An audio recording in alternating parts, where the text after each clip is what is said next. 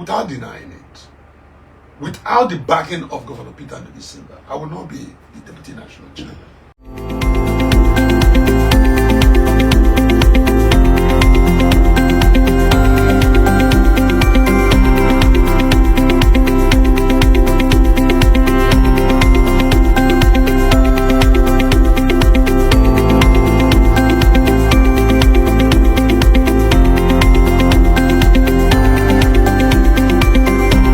You are watching Political Conversations.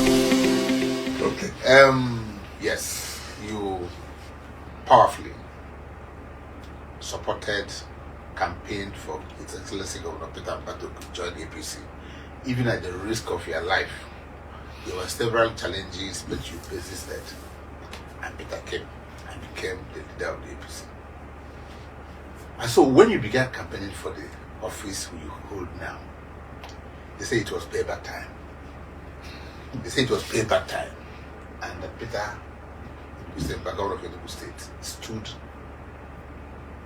shoulder to shoulder, side by side with you, and ensured there were no other candidate that actually competed for that position.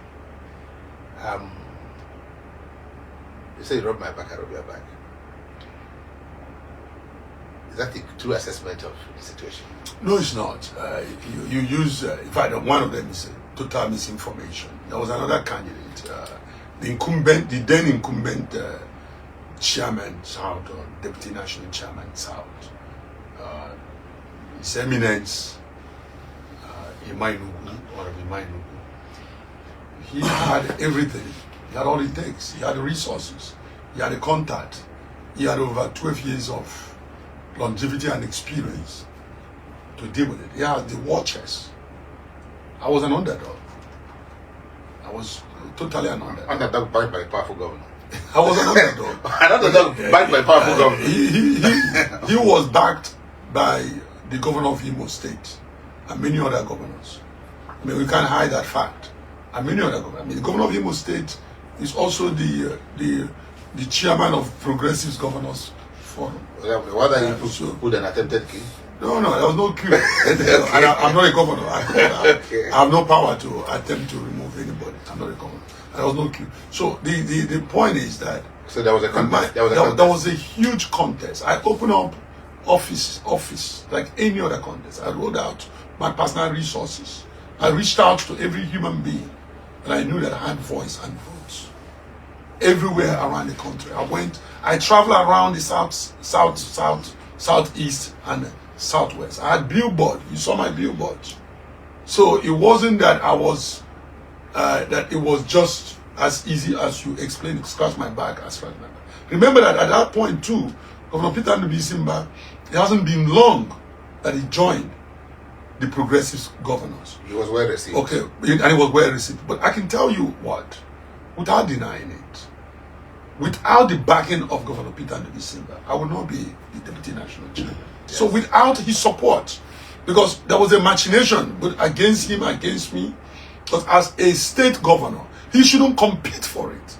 This is right.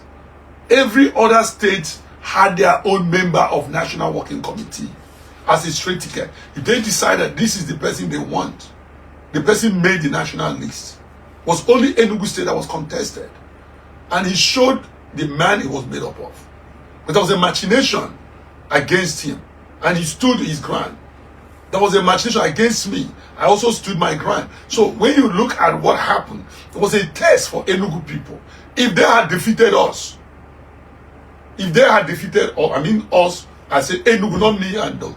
The issue was someone from outside the Enugu State was trying to impose a candidate on us, using national machineries to do that. So it was not the type of campaign, the usual campaign you know. But you must give it up to Governor Peter Mbah.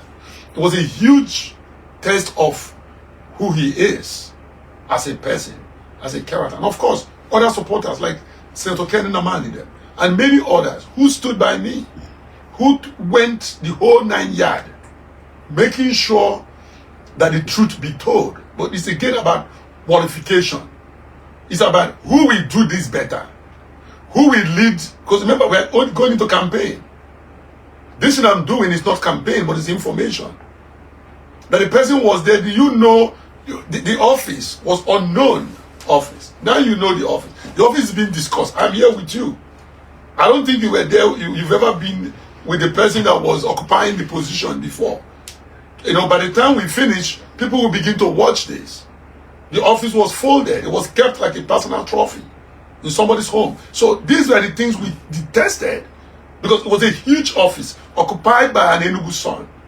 And we know the importance of that office, giving my longevity in the party, giving my grassroots leverage across board. I was a chairman of APC for 8 years before the caretaker. I was also the secretary of all the state chairman's forum. So I had a national reach, and I used it to reach out to people. Today we have well over, I think, about 25 SAs occupying various. They didn't have that before. So these offices supposed to exist only if you create it, and only if you have a creative mind and say, okay, this has to exist.